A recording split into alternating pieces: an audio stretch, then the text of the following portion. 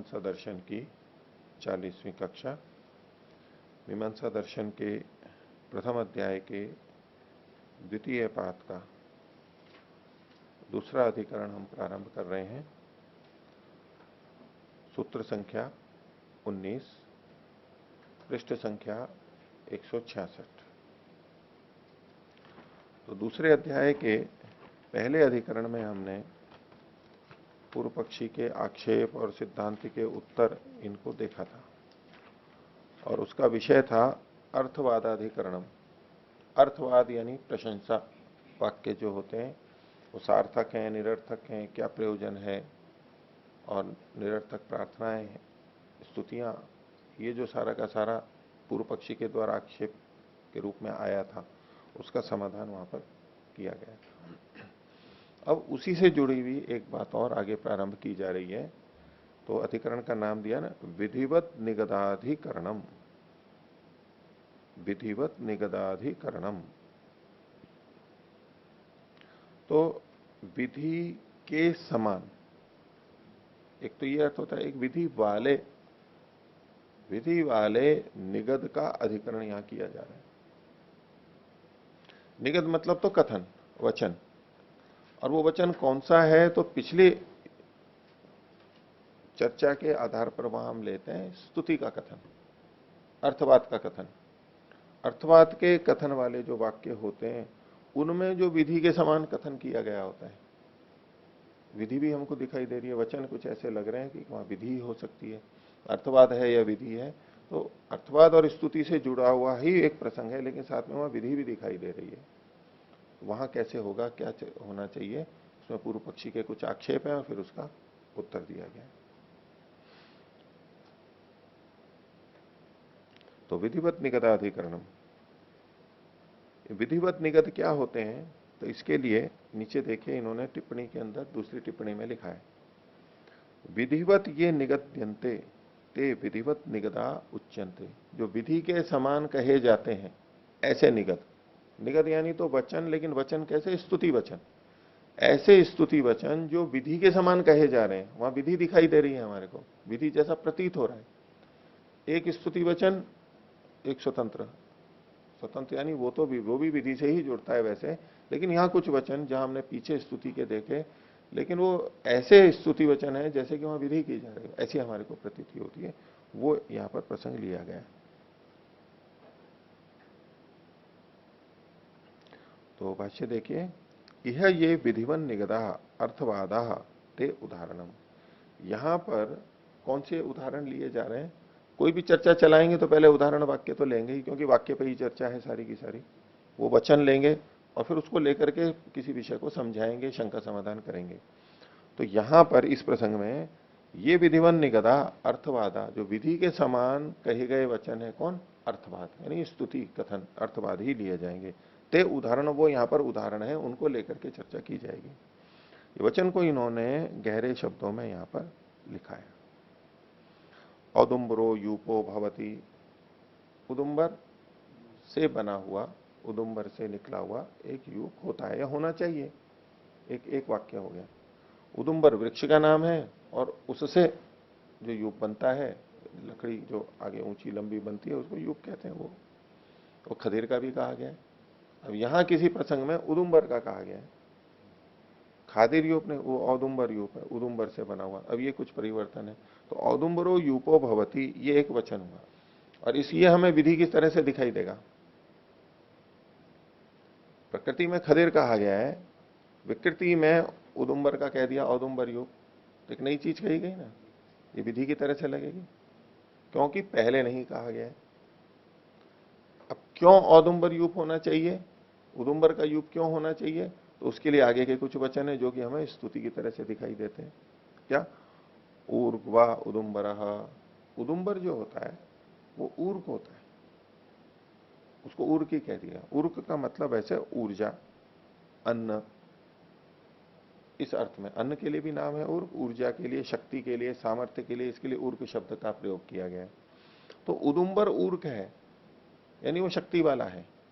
उदुम्बर का यूप क्यों होना चाहिए, उसके हेतु के रूप में कथन किया जा रहा है स्तुति वचन, क्योंकि तात्पर्य यही निकलेगा। यहां पर हेतु के रूप में प्रस्तुत नहीं किया जा रहा, क्योंकि ऐसा है कथन नहीं है।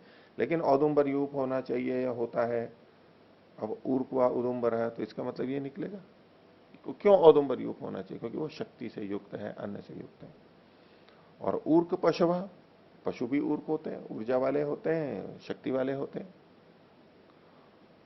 ऊर्जा एव अस्मयी ऊर्जम पशून आपनोति, यहां जो शब्द लिखा है ऊर्जई वास्मा ऊर्जम पशून आपनोति, ऊर्जई वास्मा जो शब्द है तो ऊर्जा एव अस्मयी होगा। ऊर्जा जो है ये तृतीया का एक वचन है ऊर्क का, जैसे वाचा हम करते हैं।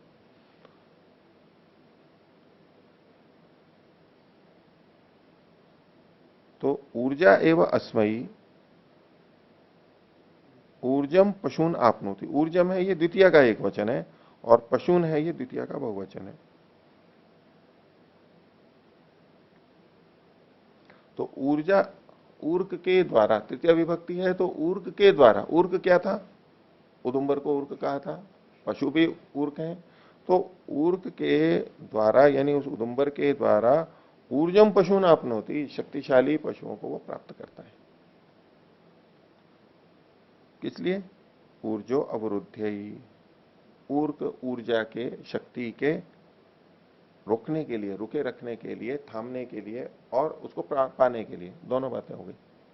अवरोध के लिए यानी प्राप्त करने के लिए, रोकने के लिए यानी प्राप्त करने के लिए, वो हमारे पास रहे, हमारे पास रहेगा यानी हमने उसको रोका हुआ है, हमारे पास है वो। तो प्राप्त करना, रोकना, दोनों अर्थों में किया जाता है इति। अब ये वचन देखा, इस पर प्रश्न किया जा रहा है पूर्व पक्षी के द्वारा कि मत्स्य विधि कार्यम उत अस्यापि स्तुति रीति। इस वचन से विधि की जा रही है, इसकी वचन का कार्य विधि है यानी विधि करना इसका प्रयोजन है, अथवा ये भी स्तुति ही है, उत अस्यापि स्तुति ही कार्यमिति। किम तावत प्राप्तम, क्या है यहां पर, क्या निर्णय करेंगे। तो अब पूर्व पक्षी की तरफ से इसका अपना मंतव्य दिया जा रहा है। यहां पर जो है किम विधि कार्यम या विधि कार्य है, क्या यहां विधि कार्य है, तो विधि कार्य है इसको, क्या ये फल विधि है। विधि में हमने एक विधि देखी थी, अधिकार विधि, अधिकारी विधि, अधिकार विधि, ठीक है, अर्थ संग्रह के अंदर जो था। तो उसमें क्या, उसमें फल भी जुड़ा हुआ रहता है कि कर्मजन्य फल स्वाम्य बोध को, कर्म से उत्पन्न होने वाले फल का स्वामित्व किसका है। फल का स्वामित्व मतलब फल का भोक्तृत्व किसका है। कर्म से वो जो क्रिया की जा रही है उसका जो फल है उसको भोगने वाला, प्राप्त करने वाला कौन है, स्वामित्व किसका है। इसको वहां पर अधिकार विधि के अंदर लिया गया, इसे अधिकार विधि कहते हैं। तो वहां पर फल जुड़ा हुआ है। यहां पर केवल किमस्य विधि कार्यम विधि शब्द लिखा है, लेकिन जुड़ेगा ये वहीं से। आगे जो भाष्यकार ने शब्द लिखे हैं वो फल विधि के नाम से लिखा हुआ है, जबकि वहां हमने जो 4 देखी थी विधियां उसके अंदर फल विधि शब्द नहीं है, फल विधि शब्द नहीं है ना। उसको कहां जोड़ेंगे हम इसको, या तो फल विधि, या तो फल विधि को अलग से करेंगे, नहीं तो अधिकार विधि के अंतर्गत लेते हुए हम इसको समझेंगे अर्थ संग्रह की दृष्टि से। यहां तो ये फल विधि शब्द बोलेंगे आगे। तो इसके ऊपर पूर्व पक्षी कहता है विधिर्वा स्यात् अपूर्वत्वात् वाद मात्रम ही अनर्थकम, 19वां सूत्र। तो विधिर्वा स्यात् अपूर्वत्वात्, ये एक बात हो गई, अल्प विराम ले सकते हैं कि विधिर्वा स्यात् वही विधि होनी चाहिए। अब ये जो वाह है ये विकल्प के रूप में नहीं है कि ये भी हो सकता है, ये भी हो सकता है, ये तात्पर्य नहीं है पूर्व पक्षी का। विधिर्वा स्यात् कि जा रहे हो क्या, गच्छति वाह, वाह का मतलब वहां विकल्प नहीं है कि आप जाओगे या नहीं जाओगे, निश्चय से ही है कि अच्छा जा रहे हो, ये निश्चय के अर्थ में। विधिर्वा स्यात्, विधि होवे, पूर्व पक्षी ये कहना चाहता है। क्यों होवे, उसके लिए हेतु दिया अपूर्वत्व, क्योंकि विधि वही होती है जो अपूर्व होती है। अपूर्व का मतलब जो जिसका विधान पहले नहीं हुआ है, नया विधान किया जा रहा है, उसी को ही तो विधि कहते हैं। और जिसका विधान पहले हो चुका है और उसका कथन फिर करने लगे तो वो विधि नहीं कहलाएगी, वो तो अनुवाद हो जाएगा। तो पूर्वत्व होते ही विधित्व समाप्त हो जाता है उसका। अगर किसी का विधित्व, किसी का पूर्वत्व है तो विधित्व समाप्त हो जाएगा। तो इसलिए इन्होंने कहा चूंकि अपूर्व है इसलिए विधि है। दूसरी बात कह रहा है वाद मात्रम ही अनर्थकम, अगर इसको वाद मात्र, कथन मात्र का है, वाद किसका, स्तुति का कथन, अर्थवाद, वाद मतलब अर्थवाद, स्तुति कथन, अगर केवल यही माना जाएगा तो वो तो अनर्थक हो जाएगा, उसका कोई प्रयोजन नहीं है। यद्यपि पीछे अर्थवादाधिकरण में अर्थवाद की सार्थकता को सिद्धांति सिद्ध करके आया है, वो सारी पक्ष विपक्ष चर्चाएं हो चुकी हैं, लेकिन फिर भी पूर्व पक्षी है, वो कह सकता है। ये दूसरे ढंग से एक बात को कहेगा यहां पर कि निष्प्रयोजन कैसे है, उसका कोई तात्पर्य नहीं, भाष्य में आगे आएगा। तो वाद मात्रम ही अनर्थकम, यदि हाँ विधि नहीं मानते हो, केवल स्तुति मानते हो, तो ये तो कथन व्यर्थ है, इसकी कोई आवश्यकता नहीं है। उसी शैली में पिछले वाले के में ये आगे खंडन कर रहा है। भाष्य देखिए, विधिवन निगदेशु एवं जातीयकेशु फल विधि स्यात्, विधिर्वा स्यात् को खोल दिया इन्होंने, विधिवत निगदों में एवं जातीयकेशु, इस प्रकार के ये जो ऊपर वचन दिया गया, ये या इस तरह के और भी जितने वचन है सब पे लागू होगा ये, उनमें विधिवत निगत मानना चाहिए। ये जो विधिवत निगत है, इस प्रकार के जो विधिवत निगत हैं, उसमें फल विधि स्यात्, फल की विधि समझनी चाहिए। क्यों? बोले फलम ही अवगम्य थे, यहां पर फल का पता लग रहा है कि इस कर्म से या औदुंबर यूप से ये फल होता है, तो फल का पता लग रहा है, इसलिए ये फल विधि होनी चाहिए। तथा ही अपूर्वम अर्थम विधास्यति, तथा ही अपूर्वम अर्थम, ये पूर्वम में जो रेफ है उस पर भी बिंदी लगी हुई है, वो तो हटा लीजिए क्योंकि म है आगे।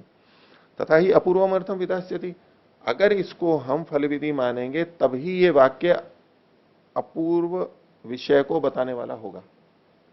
अपूर्व मतलब ऐसी बात को कहने वाला होगा जो पहले नहीं कही जा चुकी है, नहीं कही गई है।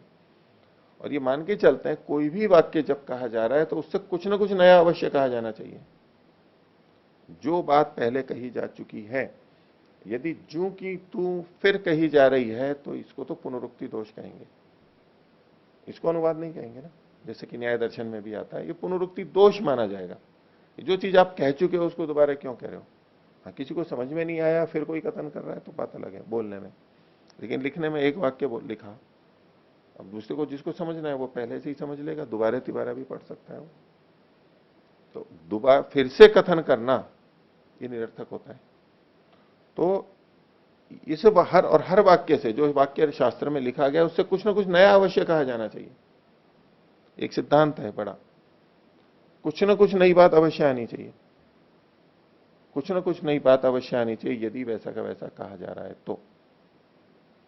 वेद के वचनों में भी जो बहुत से मंत्र बार बार आते हैं या टेक के रूप में आवृत्ति होती है, तन्मे मना शिव संकल्पमस्तु कस्मई देवाय हविषा विदेम, ये जो टेक आती है उनका अपना प्रयोजन होता है, वैसा का वैसा कहा जाते हुए भी उसका प्रयोजन होता है। जाओ जाओ, गच्छ गच्छ, अब यहां गच्छ गच्छ 2 बार बोला है, तो वैसे तो जाना ही अर्थ है दोनों का, लेकिन 2 बार बोलने से 4 बार में से गच्छ गच्छ गच्छ, जा जा जा, जाओ जाओ, जाओ जाओ जाओ।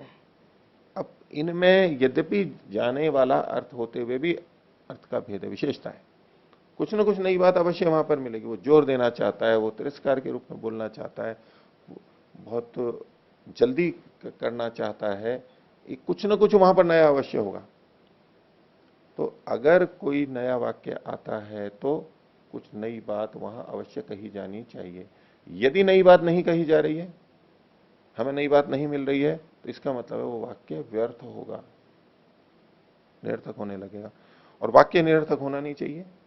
शास्त्र में कहा है बुद्धिपूर्वक रचना है, किसी ने लिखा है तो वो विद्वानों के द्वारा लिखा है, ऋषियों के द्वारा या ईश्वर के द्वारा प्रदत्त वेद है, तो व्यर्थ नहीं हो सकता। अगर व्यर्थ लग रहा है तो हमें खोजना होगा कि यहाँ क्या सार्थकता है, व्यर्थ तो नहीं हो सकता है। इस दृष्टि से यहाँ कहा तथा ही अपूर्वम अर्थम विधास्यति, अपूर्व अर्थ को तो तभी विधान करेगा जब हम इसको स्तुति नहीं मानेंगे, इसको जब हम फल विधि मानेंगे तभी अपूर्व होगा। इसलिए यह हेतु इसके रूप में प्रस्तुत कर रहा है पूर्व पक्षी, इसको फल विधि माननी चाहिए हमारे को। इतर्था स्तुतिवाद मात्रम अनर्थकम स्यात्, अगर स्तुतिवाद मात्र कहेंगे तो ये तो अनर्थक हो जाएगा, कोई सार्थकता नहीं रहेगी।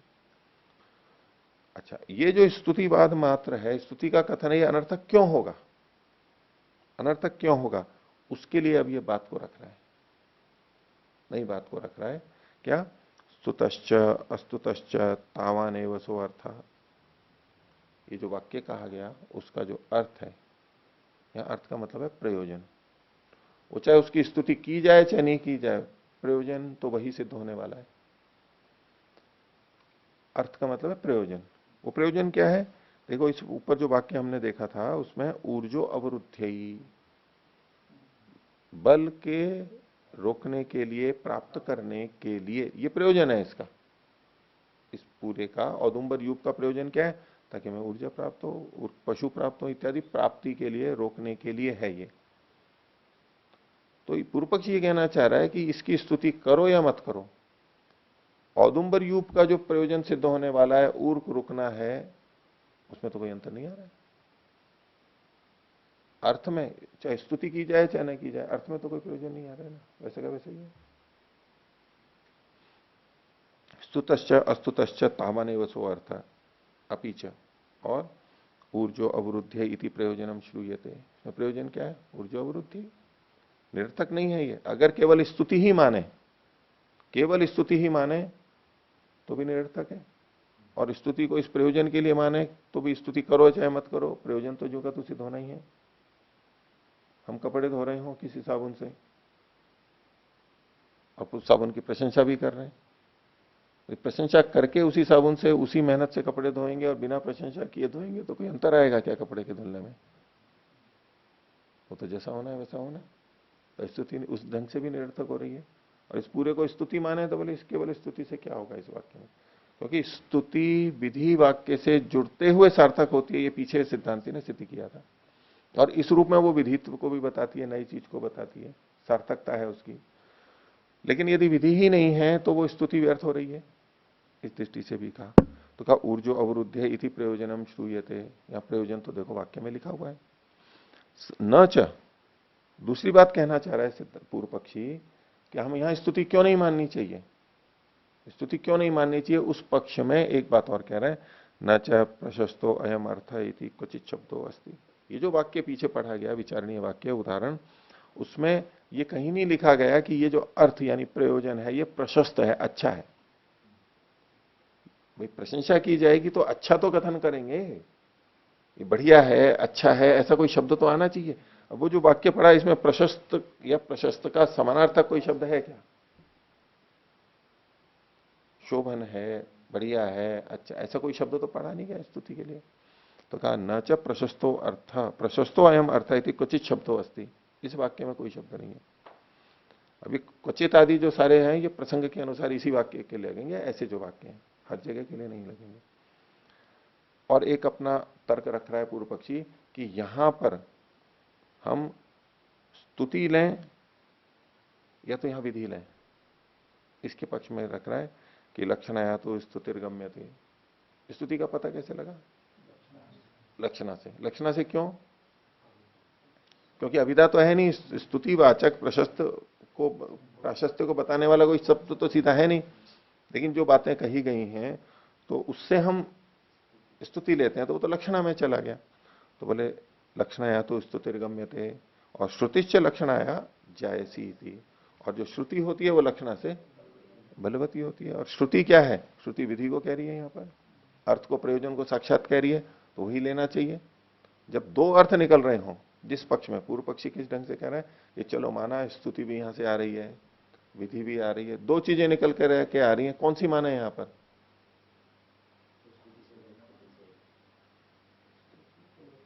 दो दो हैं, स्तुति भी और विधि भी, या प्रयोजन आ रहा है, दो में से किसको मानेंगे? तो बलाबल की दृष्टि से देखेंगे कि श्रुति से तो विधि आ रही है या प्रयोजन आ रहा है, और स्तुति किससे आ रही है? लक्षणा से आ रही है, साक्षात वचन नहीं है, तो श्रुति से वही मानना पड़ेगा जो श्रुति है। और लक्षणा से आ रहा है वो तो परोक्ष अर्थ आ रहा है, परंपरा से आ रहा है, वो उसमें गौरव है।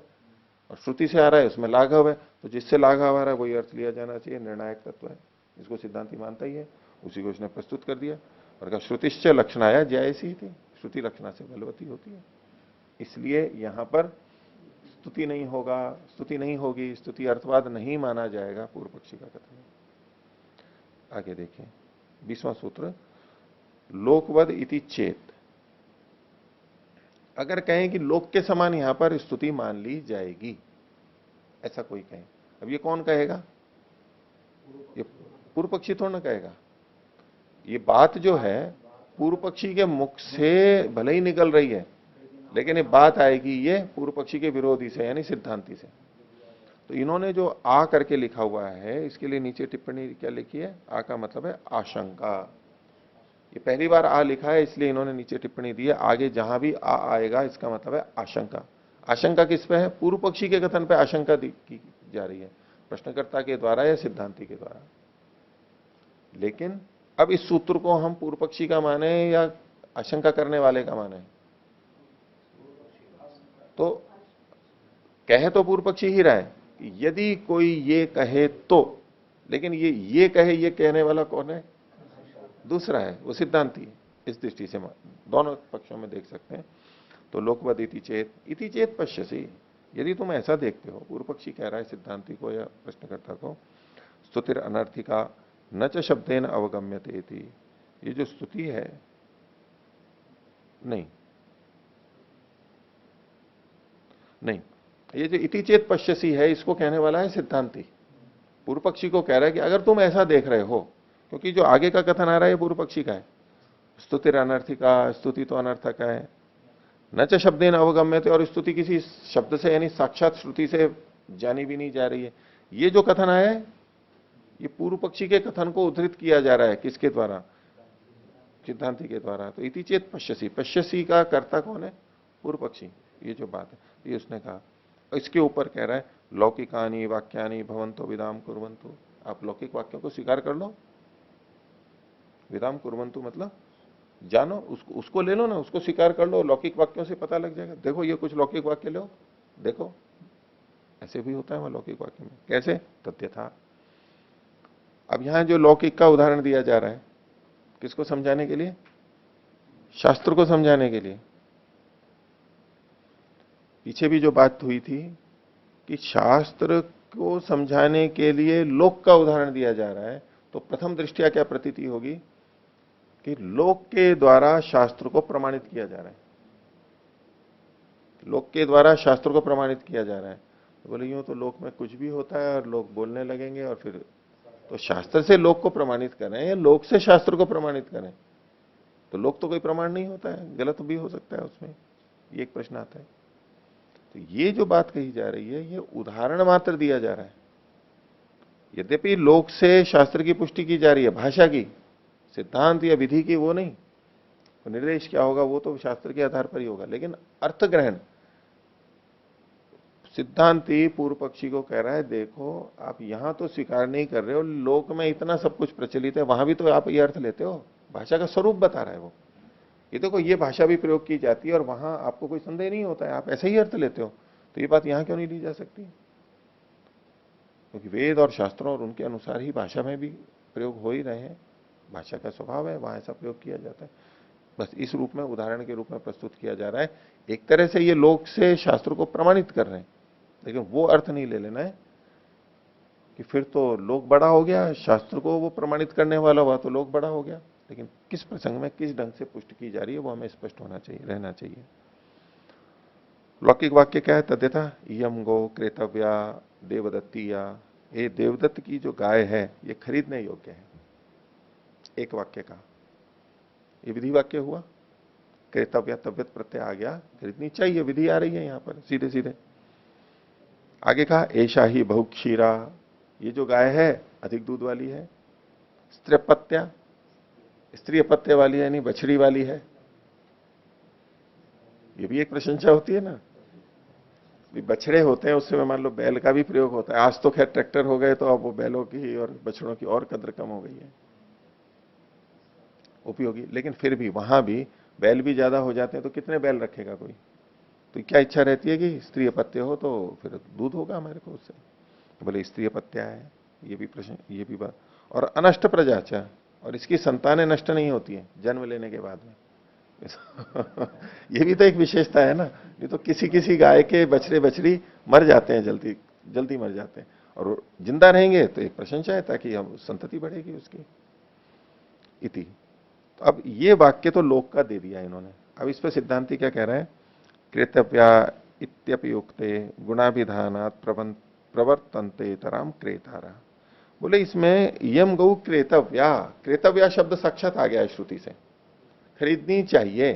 तो कृतव्य इत्यपि उक्ते, ये कहने पर भी जो गुणाभिधान है, गुण का कथन है। क्या कथन है गुण का कथन? बहुक्षीरा स्त्रीपत्या अनष्ट प्रजा, ये जो गुण का कथन है उससे जो क्रेता खरीदने वाले हैं प्रवर्तनते तराम, अधिक प्रवृत्त होते हैं। क्रेतव्य से प्रवृत्ति हो रही है, क्रेतव्य खरीदना चाहिए इसे प्रवृत्ति हो रही है, लेकिन गुण कथन से, प्रशंसा कथन से उस खरीदने में प्रवृत्ति ज्यादा हो रही है। जैसे किसी दुकान पे कोई वस्तु हो, पुस्तक हो, और उसको कोई खूब खूब प्रशंसा करने लगे तो लोग ज्यादा ले लेते हैं ना, भीड़ ज्यादा प्रवृत्त हो जाते हैं, ज्यादा पंक्ति लग जाती है और वो भीड़ भाड़ हो जाती है और लड़ते हैं कि मेरे को चाहिए, मेरे को चाहिए। और प्रशंसा नहीं करो और फिर कहो कि भाई ये खरीद लो, ये तो उतने से कम होता है। तो प्रवर्तनते तराम, उससे अधिक प्रवृत्त होते हैं। तो क्रेतव्य शब्द होते हुए भी गुणाभिधान अंतर तो ला रहा है, सार्थकता है उसकी। आगे बहुक्षीरा इति च गुणाभिधानम अवगम्यते, ये जो बहुक्षीरा आदि है ये गुणों का ही तो अभिधान है, अर्थवाद का कथन ही तो है। तद्वत वेदे भी भविष्यति, ऐसी वेद में भी हो जाएगा। तो गुणवाद से प्रवृत्ति में वृद्धि होगी। तो इस पे अब पूर्व पक्षी कह रहा है न पूर्वत्वाद। अब इसमें आ नहीं लिखा हुआ है, मतलब आक्षेप का निवारण कर रहे हैं। आक्षेप का निवारण कौन करेगा? सामान्यतः हम यूं समझते हैं भी आक्षेप तो करेगा पूर्व पक्षी और निवारण करेगा सिद्धांती, लेकिन सब जगह ऐसा नहीं होता है। अब शुरुआत पूर्व पक्षी ने की है, उस पर आक्षेप देने वाला तो सिद्धांती होगा और उस आक्षेप का निवारण करने वाला पूर्व पक्षी होगा। ये पूर्व पक्षी का सूत्र है।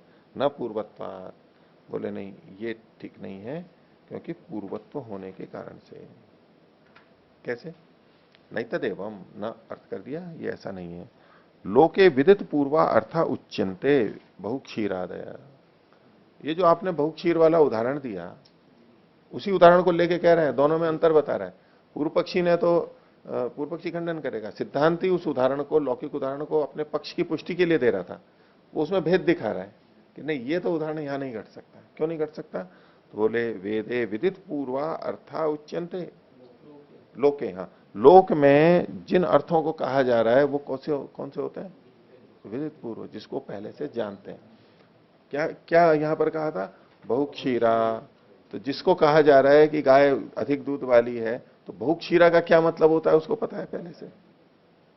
स्त्रीपत्या, ये भी उस सुनने वाले को पता है। अनष्ट वत्सा, ये अनष्ट प्रजा, ये भी उसको पता है। तो ये जो जिन गुणों का कथन किया गया ये सुनने वाले को पहले से पता होते हैं। लोके विदित पूर्वा अर्था उच्यन्ते बहुक्षीरादय तेषाम विज्ञानम एवं न प्रयोजनम, यहां जो ये गुण कथन अर्थवाद किया गया उन गुणों को बताना ही प्रयोजन नहीं है कि इसमें ये भी कोई गुण होता है और ये इसमें है। अतः प्रशंसा गम्यते, तेषाम विज्ञानम एवं न प्रयोजन, केवल विज्ञान जनाना प्रयोजन नहीं होता है, इसलिए वहां प्रशंसा मानी जाती है। अगर केवल जनाना प्रयोजन हो तो उसको प्रशंसा नहीं कह पाएंगे। अतः प्रशंसा गम्यते, तो लोक में जो प्रशंसा जानी जा रही है वो तो उसने स्वीकार कर लिया पूर्व पक्ष ने, लेकिन अंतर है। और अविदितवादे न श्रद्धा धीरन, अविदित का कथन करने पर सुनने वाले उसके प्रति श्रद्धा नहीं करेंगे। पूर्व पक्षी कह रहा है कि जिन गुणों का आप कथन कर रहे हो उसको सुनने वाला यदि जानता है तब तो उसके मन में श्रद्धा होगी, यानी वो उसको लेने के लिए अधिक प्रवृत्त होगा। श्रद्धा होगी तो लेने के लिए अधिक प्रवृत्त होगा, नहीं तो नहीं होगा। अब जैसे किसी को कहा जाए, सामान्य व्यक्ति, उसको मन की एकाग्रता के बारे में कुछ विशेष है नहीं, क्या होगा उससे? कुछ नहीं। तो उसको कहें कि भाई ध्यान करो, मन की एकाग्रता होती है, वो एकाग्रता को जानता ही नहीं है कि एकाग्रता होती क्या है, इससे क्या होगा। और बहुत सारी चीजें आती हैं, मान लो कोई यंत्र दे दिया, अब किसी को गणित जोड़ भाग आता ही नहीं है, उसको बोले कि ये कैलकुलेटर है, ले इससे आप जल्दी गणना कर लोगे। अब उसको गणना क्या होती है और क्या होती है उसको पता ही नहीं है, तो हमने कथन भी कर दिया तो उसके मन में उस वस्तु के लेने या खाने की इच्छा नहीं होगी। ये लीजिए, ये रसायन है, औषधि लीजिए। अब उसको पता ही नहीं है रसायन होता क्या है, तो बोले ठीक है, बोल रहे हैं ऐसे ऐसा हो जाएगा, इससे ये ऐसा हो जाएगा। कंप्यूटर वाले बताते रहते हैं ना, ऐसा करोगे, ये चीज डलवाओगे तो ये हो जाएगा, वो हो जाएगा, उसको कंप्यूटर का पता ही नहीं है। तो हम किसी स्तुति से तब प्रवृत्त होते हैं या उसके प्रति श्रद्धा रखते हैं जो हमें पता होती है। न पूर्व पक्षी ने बात तो सही कही है।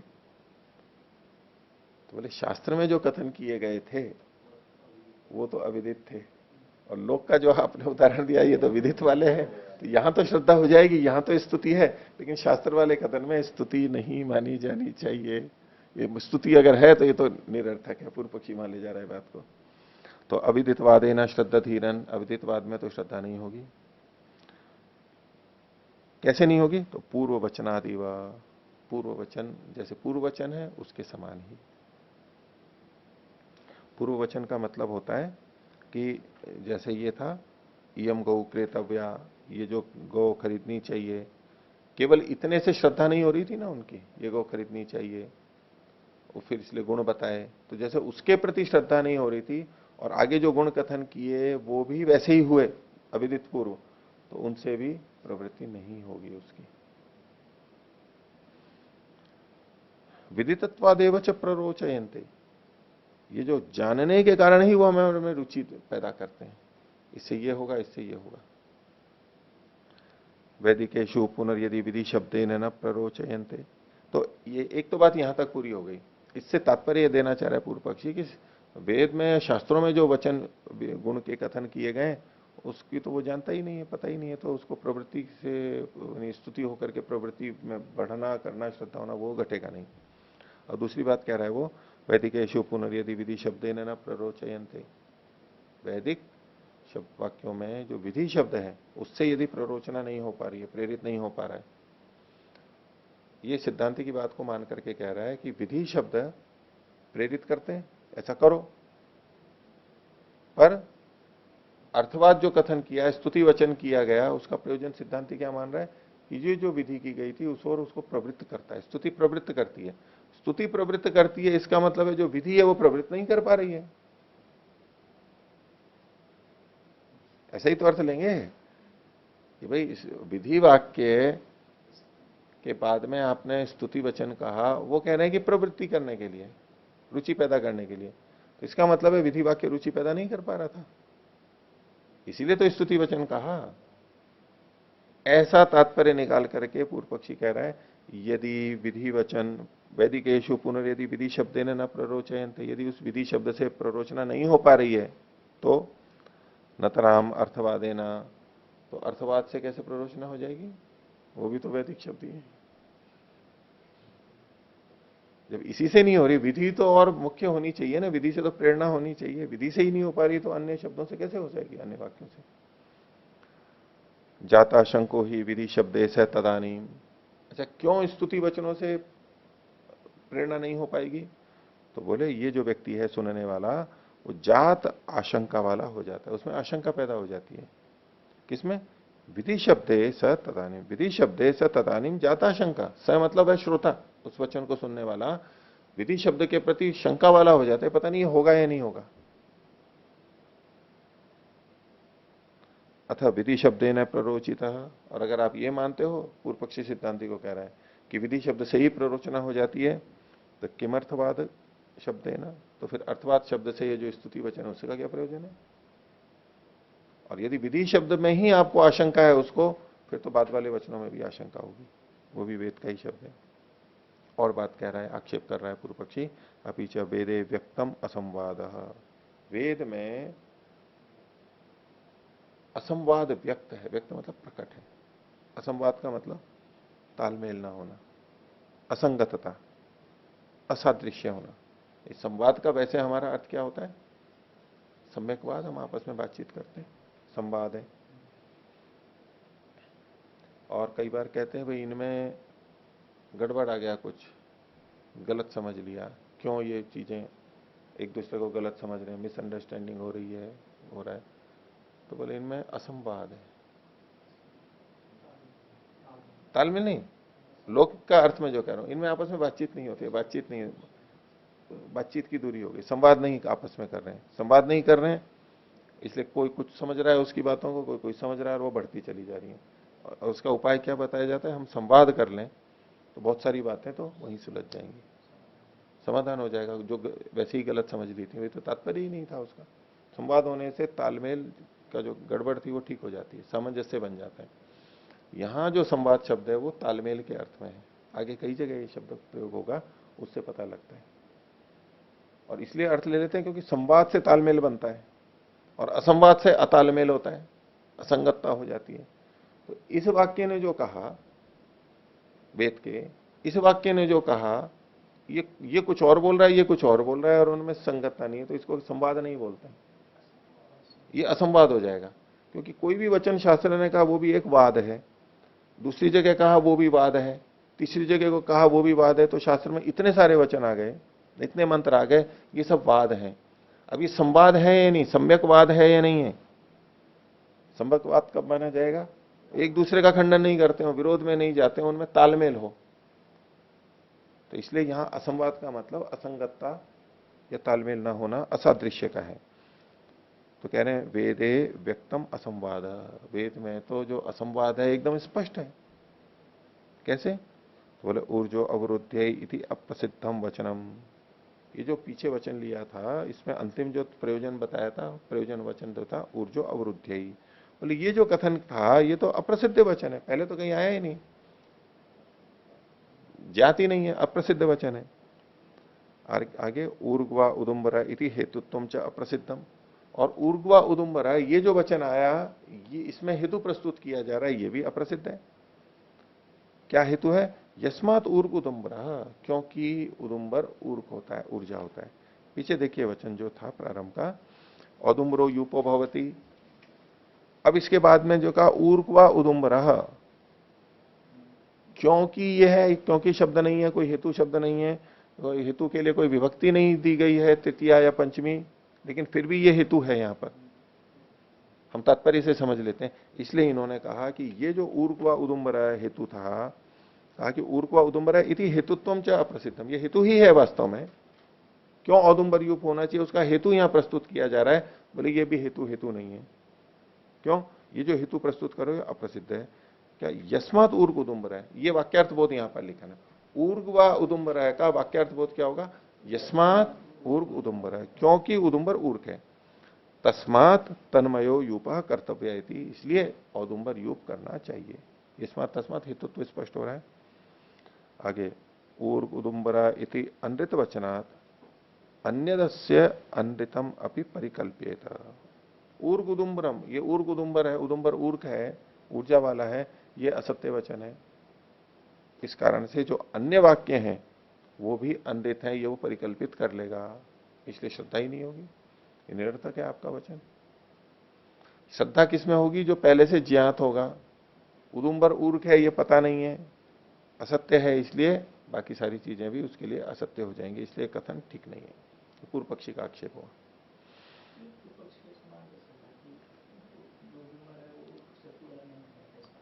हाँ, ये वचन असत्य है, पहले आया नहीं है, अविदित पूर्व है, और इसको हमें पता भी नहीं लगता है कि ये ऊर्जा देता है, इसलिए असत्य है। पूर्व पक्षी तो अपने ढंग से यही कहेगा ना। अब इसका उत्तर सिद्धांति दे रहा है, 22वां सूत्र है वो, मतलब उत्तर पक्षी सिद्धांति। उक्तम तो वाक्य शेषत्वात्, बोले इसका उत्तर तो हम पहले दे चुके हैं। स्तुति कैसे सार्थक है? वाक्य शेष होने से। किसका वाक्य शेष? विधि वाक्य का शेष होने से, उससे जुड़ी हुई है, और उसको जुड़ करके वो विधि को ही पुष्ट करती है, इसलिए सार्थक है। तो उत्तम तो विधि वाक्य शेषत्व, उत्तम अस्माभिर वाक्य शेषत्व, हमारे द्वारा इसका वाक्य शेषत्व अर्थवाद का पहले कहा जा चुका है। उस सूत्र को इन्होंने उद्धृत कर दिया, विधिनातु एक वाक्यत्वाद, क्योंकि ये स्तुति वाक्य विधि से एक वाक्य को प्राप्त, एक वाक्यता को प्राप्त होते हैं, वाक्य की वाक्यता होती है। अब इस पर पूर्व पक्षी कह रहा है ननु उक्तम, बोले हमने कहा था फलवचनम यह गम्यते न स्तुति रीति, या तो फलवचन ही पता लग रहा है, स्तुति पता नहीं लग रही है। और उसमें श्रुति और लक्षणा से जो होता है उसमें गौरव आदि वो सारी जो हेतु दिए थे वो जुड़े हुए हैं। इस पर सिद्धांति कह रहे हैं यदि है फलवचनम, बोले आप फलवचन मान रहे हो, ये जो फलवचन है ये किसका फलवचन है? ये जो फल का कथन किया गया था वो किसका वचन है? यदि है फलवचनम तद औदुम्बर से यूपस्य, औदुम्बर यूप का फलवचन है।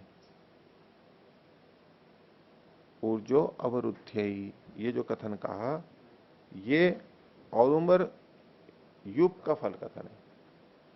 आगे न च अविहिता औदुम्बरो यूपो अस्ति, न च अभिहिता औदुम्बरो यूपो अस्ति, इस वाक्य को थोड़ा सा समझना होगा। या तो इसमें कुछ और जोड़ेंगे हम तब अर्थ निकलेगा। अब इसको सीधे सीधे अर्थ देखेंगे तो क्या होगा, एक तो न का निषेध है और अभिहित में भी अ है। न च अभिहिता औदुम्बरो यूपो अस्ति, औदुम्बर यूप अभिहित नहीं है, अभिहित नहीं है अर्थात विहित है। औदुम्बर यूप विहित है, ये एक अर्थ आएगा इसका। तो अगर औदुम्बर यूप विहित है तत्र फलवचनम एवं अनर्थकम आगे लिखा है, फिर तो ये जो फल का कथन है वही अनर्थक हो जाएगा। औदुम्बर यूप विहित है तो फल कथन व्यर्थ हो जाएगा कैसे? औदुम्बर यूप विहित है तो फल वचन भी सार्थक होगा। ये विहित है और उसका फल कहा जा रहा है। हाँ, यदि औदुम्बर यूप विहित नहीं होता तो फल वचन अनर्थक होगा। ये युक्ति संगति है। अब सीधे सीधे देखेंगे तो अर्थ नहीं घटेगा। तो इसके लिए यहां क्या करते हैं कि अभिहित है इसको हेतु के रूप में लेते हैं। औदुम्बरो यूपो न अस्ति, औदुम्बर यूप है ही नहीं, औदुम्बर यूप है ही नहीं। औदुम्बर यूप का पहले कहीं विधान किया ही नहीं गया। क्यों नहीं है? अविहितत्वाद, अविहित होने से। अगर इसको हम फलवचन मानेंगे, फल कथन किसका मानेंगे? औदुम्बर यूप का। देखो पूर्व पक्षी इसको फल कथन का मानना चाह रहा था, फल विधि मानना था ना, उसका खंडन करना है सिद्धांति को। तो अच्छा, इसको फल विधि मानेंगे तो फल विधि है किसकी? औदुम्बर यूप की। और औदुम्बर यूप विहित नहीं है। इस वाक्य से तो औदुम्बर यूप की विधि नहीं निकालेंगे, तो किसी और वाक्य से होनी चाहिए, वो है नहीं। तो जब औदुम्बर यूप का ही विधान नहीं है तो जो फल कथन है वो व्यर्थ होना ही है। तो इसमें संगति कैसे लगाएंगे? अविहित को अविहितत्वात् हेतु के रूप में प्रस्तुत करेंगे। अविहित होने से, या अविहित को बाद में लीजिए, औदुम्बरो यूपो अस्ति, न च औदुम्बरो यूपो अस्ति, औदुम्बर यूप नहीं है अविहित होने से, क्योंकि उसका विधान ही नहीं किया गया इसलिए वो नहीं है। इसको हम दूसरे ढंग से कर सकते हैं, न को इति न लगा करके, अविहित औदुम्बरो यूपो अस्ति इति न, जिसका विधान नहीं, औदुम्बरो यूपो अस्ति अविहित होने से औदुम्बर यूप है, इति न ऐसा नहीं है। तो न अस्ति पे ले लीजिए या इति न करके ले लीजिए। क्यों? तत्र फलचनम एवं अनर्थकम, क्योंकि उस स्थिति में तो चूंकि वो है ही नहीं तो उसके फल कथन भी अनर्थ होगा। स्तुति वचन शब्दों नास्ति इति चेत, कोई कहे कि यहां तो स्तुति वचन नहीं है, जब फल विधि नहीं मानेंगे तो स्तुति मानेंगे। तो पूर्व पक्षी का जो कथन था कि स्तुति वचन तो यहां पर है ही नहीं, तो स्तुति वचन कैसे निकाल रहे हो आप? तो उसका सिद्धांति उत्तर दे रहा है, यह फल वचन न फलवत्ता प्रतीयते। यहाँ जो फल का कथन किया गया है इससे क्या पता लग रहा है? उसकी औदुम्बर यूप की फलवत्ता, फलपना, फल उसमें होता है ये पता लग रहा है। फल के कथन से, वाक्य में फल कर के कथन से उस कर्म की फलवत्ता का पता लग रहा है। स्तुति नहीं, फलवत्ता का पता लग रहा है। और फलवान च प्रशस्त ही थी, जो फलवान होता है वो प्रशस्त होता ही है, अच्छा होता ही है। तो फल का कथन किया गया इससे पता लग रहा है यहाँ स्तुति की जा रही है, प्राशस्त्य कथन हो रहा है। ये आम का पेड़ है, बोले इसमें फल लगते हैं, ये आम का पेड़ है इसमें फल ही नहीं लगते। तो फल का कथन फलवत्ता को जो बता रहा है स्तुति, वो प्रशंसा में ही जाएगा, प्राशस्त्य कथन में ही जाएगा। इसमें एक पीछे निकालिए आप 167वें पृष्ठ पर,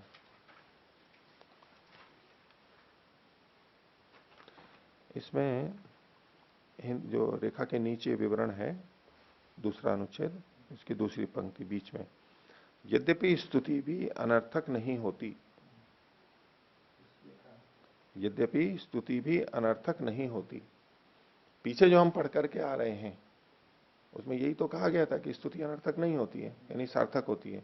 उस दृष्टि से तो ये वाक्य ठीक है, लेकिन यहां जो हम देखना चाह रहे हैं,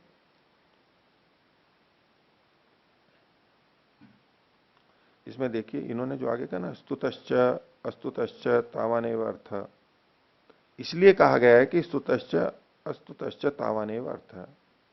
इसके साथ जोड़ करके देखिए इस वाक्य को, स्तुति भी अनर्थक नहीं होती, इसलिए कहा गया है स्तुतश्च अस्तुतश्च तावानेव अर्थ। स्तुति हो चाहे स्तुति ना हो तब भी अर्थ तो वो का वही है। तो जब स्तुति करने या ना करने पर भी अर्थ वैसा ही है तो स्तुति अनर्थक होगी ना। तो यहां जो लिखा है ना कि यद्यपि स्तुति भी अनर्थक नहीं होती, इस नहीं को काट दो। सिद्धांततः तो ये कथन ठीक है कि स्तुति अनर्थक नहीं होती, लेकिन यहां इस प्रसंग में जो ये वाक्य लिखा गया है वहां क्या आना चाहिए, यद्यपि स्तुति अनर्थक होती है इसलिए कहा है। पूर्व पक्षी की दृष्टि से पूर्व पक्षी कह रहा है स्तुति अनर्थक है, क्यों, स्तुत करो चाहे स्तुत करो, अर्थ में तो कोई प्रयोजन नहीं आ रहा, नहीं को हटा लीजिए।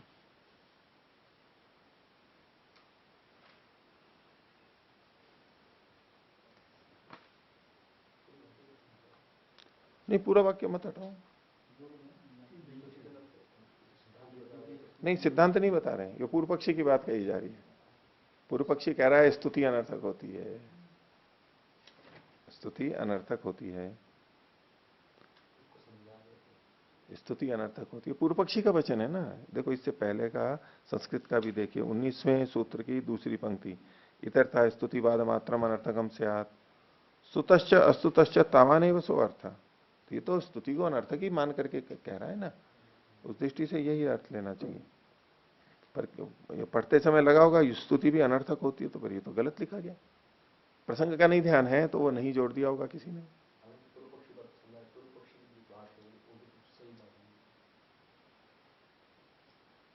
जो इसमें पूर्व पक्षी की बात जो समझा रहे वो भी तो स्तुतश्च अस्तुतश्च तावानेव अर्थ, ये भी तो सिद्धांत सही बात होगी। कह रहा है वो कि प्रयोजन में तो कोई बात नहीं आ रही, प्रयोजन तो वैसे है, वो बात ठीक है, लेकिन स्तुति का प्रयोजन ये थोड़ा होता है कि उससे प्रयोजन में अर्थ में वृद्धि हो जाती है। बात तो सही है लेकिन फिर भी गलत है। स्तुति का प्रयोजन कर्म में प्रवृत्त करना होता है, प्रवर्तेतराम, वो अधिक प्रवृत्त होते हैं, वहां अर्थ जाना चाहिए। इसका ये नहीं कि वहां फल में अंतर आएगा। प्रशंसा करने से कर्ता उस ओर बढ़ता है, करने में प्रवृत्त होता है, फल तो वही आना है। लेकिन स्तुति से केवल प्रवृत्ति बढ़ रही है, यही तो सार्थकता है उसकी।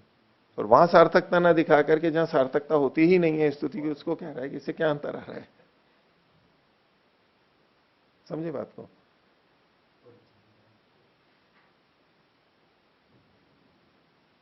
ये जो पूर्व पक्षी का वाक्य है, इनका कहना है कि स्तुतश्च अस्तुतश्च तावानेव सो अर्थः, चीज तो वैसी की वैसी ही रहेगी, स्तुति से तो कोई अंतर नहीं आना है, फल के अंदर कोई नहीं आना है।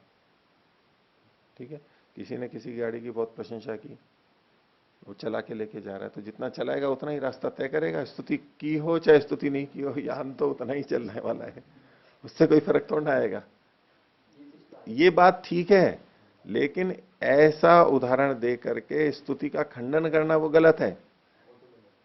वही बात तो आप उसको समर्थन में क्यों कह रहे हो कि वो पूर्व पक्षी बात ठीक कह रहा है। पूर्व पक्षी बात ठीक कहते हुए भी उसको जिस जगह जोड़ रहा है प्रयोजन के साथ में, वो गलत है। वो तो गलत है। उसको कहना चाहिए कि भाई स्तुति करने से ये व्यक्ति उस गाड़ी को चलाने बैठ गया, उस गाड़ी को खरीद लिया उसने, वहां उसका परिणाम आ रहा है उस दृष्टि, तो ये उसको उधर से हटा के इधर लाए, ये तो गलत है ना पूर्व पक्षी का कहना। लेकिन ये जो सिद्धांत है ठीक उतने को क्या बोलते विवरण में समझा है। हाँ, वो जो सिद्धांत है वो सही है, उतने को समझाने के लिए अगर ये पंक्ति, उतने को समझाने के लिए नहीं है, ये पूर्व पक्षी की बात को कहने के लिए है। तो इसलिए मेरी दृष्टि से तो वहां नहीं शब्द नहीं आना चाहिए, रखना चाहिए। देखिए आगे और विचार लेंगे, अगर कुछ उसमें संदेह लगे तो फिर बताना, विचार करेंगे।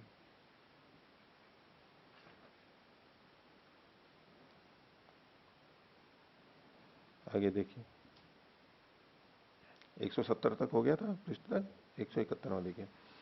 तत्र फलवत्तायाम अनर्थक्यम इति यो द्वितीयो अर्थ प्रशंसा नाम स गम्यते। तो यहां पर फलवत्ता में अनर्थकता होगी, अगर फलवत्ता मानेंगे तो अनर्थकता होगी। ये जो कथन किया इति यो द्वितीयो अर्थ, तो इसलिए उसका जो दूसरा अर्थ है वो प्रशंसा नाम है, जो कि प्रशंसा कहते हैं, वो वहां पर गम्य हो रहा है। फल कथन ना होके वो प्रशंसा मात्र है, फल की विधि नहीं है, ये प्रशंसा मात्र की जा रही है लक्षणा से। द्वितीय अर्थ का मतलब हुआ जो अविदा से नहीं आ रहा है, लक्षणा से आ रहा है, वो अर्थ वहां जानना चाहिए। इसमें कह रहे हैं लक्षणा इति चेत, यदि इसको हम लक्षणा माने तो वो ठीक नहीं। लक्षणा इति चेत ना, लक्षणायाम अपनी अर्थवत्ता भवत्येव, लक्षणा में भी तो अर्थवत्ता होती है, सार्थकता तो वहां भी होती है, लक्षणा से भी जो अर्थ आता है। तो और लक्षणा भी ही लौकिकी, और लक्षणा लौकिक भी होती है, लोक में भी प्रचलित होती है। आगे अब इस पे पूर्व पक्षी कह रहा है ननो उक्तम असंवादो वेदे, जो मैंने आपको कहा था कि वेद में तो असंवाद है। नहीं ऊर्क उदुम्बरा इति, उदुम्बर ऊर्क नहीं होता है, ऊर्जा नहीं होता है, ठीक नहीं है। तो सिद्धांत कह रहे हैं गुणवाद है न प्ररोचनार्थताम ब्रूमहे, यहाँ ये जो सारा कथन है गुणवाद से इसकी प्ररोचना के लिए इसको हम कह रहे हैं। यानी सिद्धांत भी मान रहा है कि उदुम्बर सीधे सीधे ऐसे ऊर्क ऊर्जा वाला नहीं, लेकिन फिर भी क्यों कथन किया जा रहा है? प्रशंसा के लिए, बस प्रशंसा के लिए, गुणवाद है ना प्ररोचना के लिए कहा जा रहा है। गौणत्वाद संवाद, चूंकि ये गौण कथन है इसलिए इसमें हम संवाद मानेंगे, संगति मानेंगे। पूर्व पक्षी कह रहा था मुख्य अर्थ मान करके, बोले इनमें तो तालमेल नहीं है, कह रहे नहीं ये तो गौण शब्द है, इसलिए यहां अब इसको संवाद मान लेंगे हम। वैसा न देखा जाता हुआ भी चूंकि ये गौण ढंग से केवल प्ररोचना के लिए, इसलिए इसमें संवाद है, संगति हम मान लेंगे, असंगति नहीं है ये। तो पूछ रहे किम सादृश्यम, इसमें क्या सादृश्य है? अब देखिए सादृश्य शब्द को किसके साथ में जोड़ करके कहा? संवाद के साथ में जोड़ के कहा, संवाद के साथ में जोड़ के कहा, क्योंकि इन्होंने जो कहा था गौणत्वात् संवाद, तो ये पूछा संवाद क्या है, यूं पूछना चाहिए था ना इनको, लेकिन संवाद शब्द का प्रयोग ना करके सादृश्य का प्रयोग किया जा रहा है। तो यहां संवाद सादृश्य के अर्थ में आ रहा है, समानता तालमेल जहां पर है। तो किम सादृश्य, आपने क्या सादृश्य देखा जो आप इसको संवाद मान रहे हो?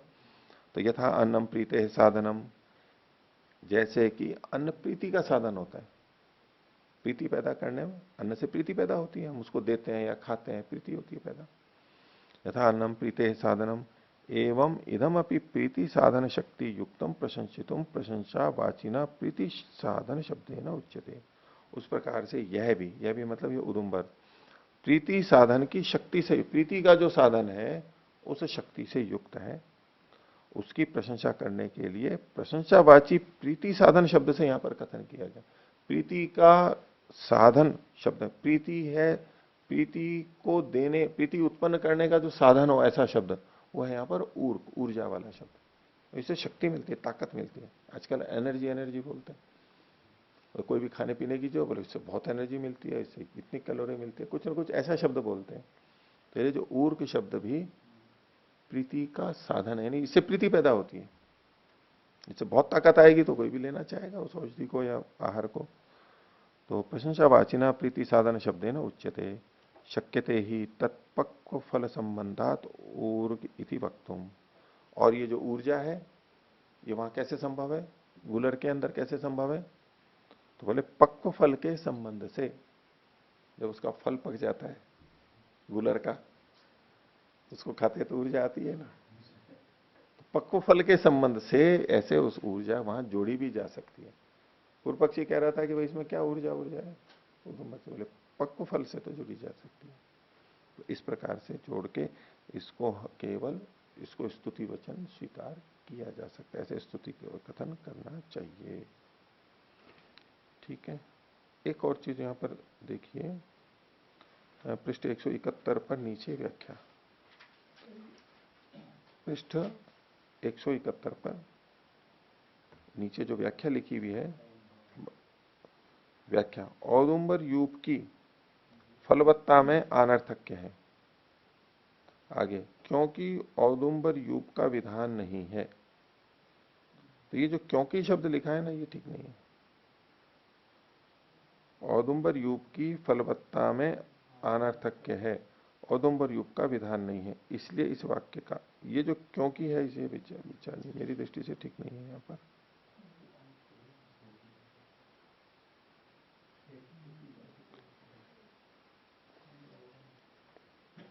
औदुंबर युग की फलवत्ता में अनर्थक है। फलवत्ता में अनर्थक कब होगा? हाँ ठीक है, उस दृष्टि से तो ठीक है। हमें वो जो पीछे देख रहे थे ना, न च अभिहिता औदुंबरो यूपो अस्ति, हाँ ठीक है, उस दृष्टि से ठीक है।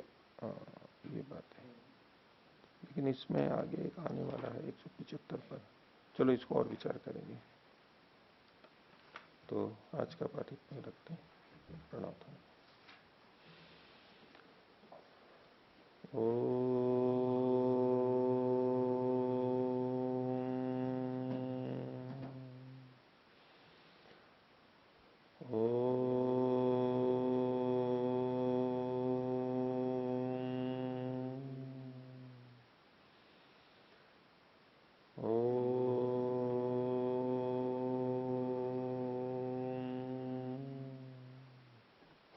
सभी को सादर